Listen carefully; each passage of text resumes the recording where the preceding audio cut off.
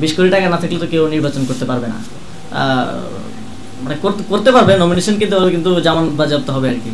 যদি 2024-এর গণঅভ্যুত্থানের আউটকামের বিষয়ে আলাপ আসে, আমরা তো গণঅভ্যুত্থানের পরপর 3টা বিষয় নিয়ে আলোচনা চলছিল, যে সংস্কার, বিচার এবং গণতান্ত্রিক রূপান্তর।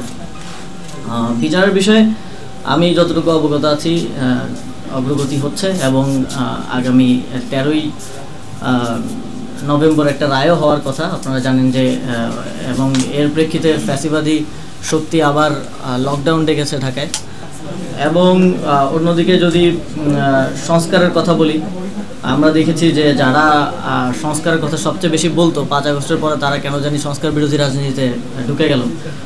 আমরা আসলে জানি না যে তাদের এই সংস্কার বিরোধী রাজনীতির আউটকামটা তাদের জন্য কি। আমাদের দেশের জন্য তো অবশ্যই ক্ষতি, কিন্তু তাদের জন্য কোন দিক দিয়ে সুফল বয়ে আনতেছে এটা আমি আসলে বুঝতে পারি না।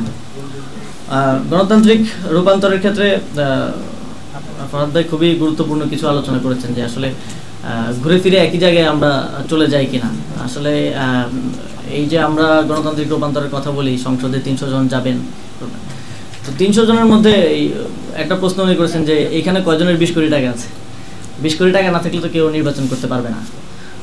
মানে বাংলাদেশের যে বর্তমান বাস্তবতা, এই বাস্তবতায় অন্তত 10-20 কোটি টাকা না হলে কারো আসলে নির্বাচন করার মানে করতে পারবে নমিনেশন, কিন্তু জামান বাজেয়াপ্ত হবে আর কি। এই বাস্তবতায় তো আসলেই যাদের কাছে ওই কালো টাকা আছে তাদেরই মানে সুযোগ আছে আর কি নির্বাচনে অংশগ্রহণ করার। অথবা কাউকে যদি কেউ দেয়, আপনি আবার কারো থেকে টাকা নিয়ে যে নির্বাচন করবেন, নির্বাচিত হয়ে আসার পর তো আপনাকে তার স্বার্থ বাস্তবায়ন করতে হবে।